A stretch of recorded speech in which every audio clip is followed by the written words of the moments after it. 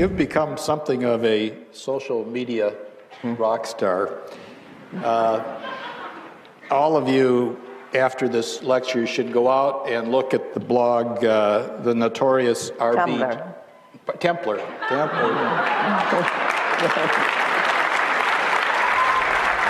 You got that? It's a Tumblr, not a blog, that Supreme Court Justice Ruth Bader Ginsburg is the star of. The notorious RBG, that's what it's called. Features the notorious RBG jack-o'-lantern. Features kids dressed up like the Supreme Court Justice.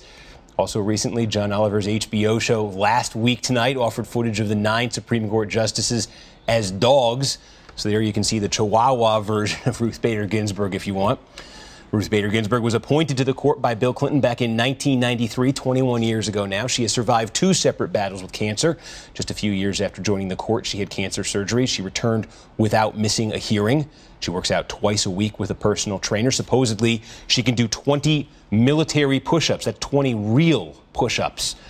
Ruth Bader Ginsburg is the longest-serving liberal on the Supreme Court right now. There's a block of 4 liberals on the court. She has been there, the longest of them. Last month, the court's 5-member conservative majority decided to let the controversial voter ID law in Texas stand, and that ruling was published. It was published along with a fierce dissent that was written by Ruth Bader Ginsburg, and it was published at 5 in the morning, 5 a.m. on a Saturday. That means that Ruth Bader Ginsburg had stayed up all night, that Friday night, early Saturday morning, writing that dissent. Ruth Bader Ginsburg is passionate, she's strong, and she's also 81 years old. And because time is time and humans are mortal, she knows that people wonder when she might step down. And some difficult political realities go along with that speculation. She got asked about it directly back in September. An interview for Elle magazine said, quote, "I'm not sure how to ask this, but a lot of people who admire and respect you wonder if you'll resign while President Obama is in office." The answer came back from Justice Ginsburg. Who do you think President Obama could appoint at this very day, given the boundaries that we have? If I resign any time this year, he could not successfully appoint anyone I would like to see in the court.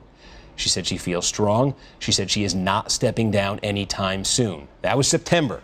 That was before the election. That was back when Democrats still controlled the Senate.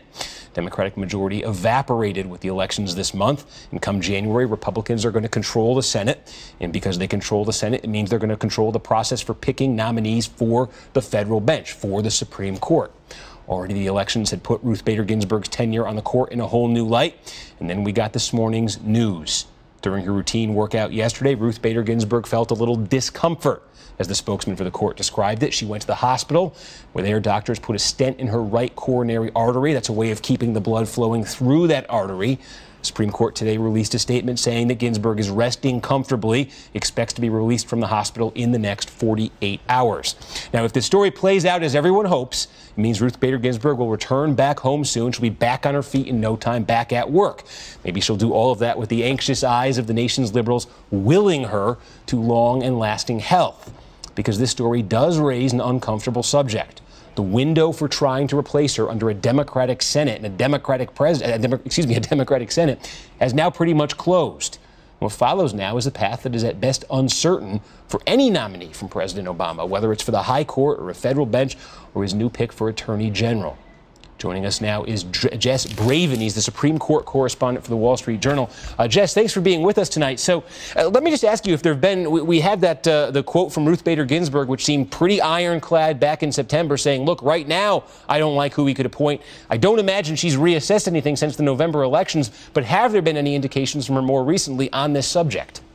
No, it's been the same story for the past couple of years. I mean, there have been a few liberal law professors and others who suggested that she retire strategically, create an opening that President Obama could then fill. She's not been interested in doing that, and she's made it very clear that she intends to stay on as long as her health allows. And now, of course, with her hospitalization today, we got to, wonder, well, how long does that allow? Her colleague, John Paul Stevens, retired at age 90 and is still going strong.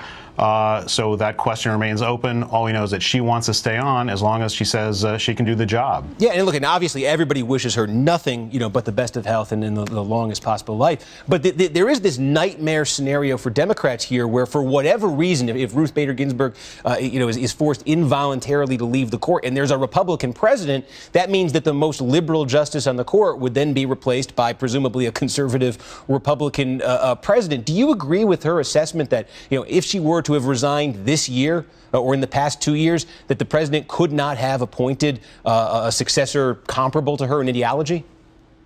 Well, it's hard to say because it depends how much of an issue the Republican minority would have made an Obama nominee. I mean, over the past 4 Supreme Court nominees have had pretty close to party line votes. Both Chief Justice Roberts and Justice Samuel Alito were opposed by half or most Democrats when they were appointed by President Bush.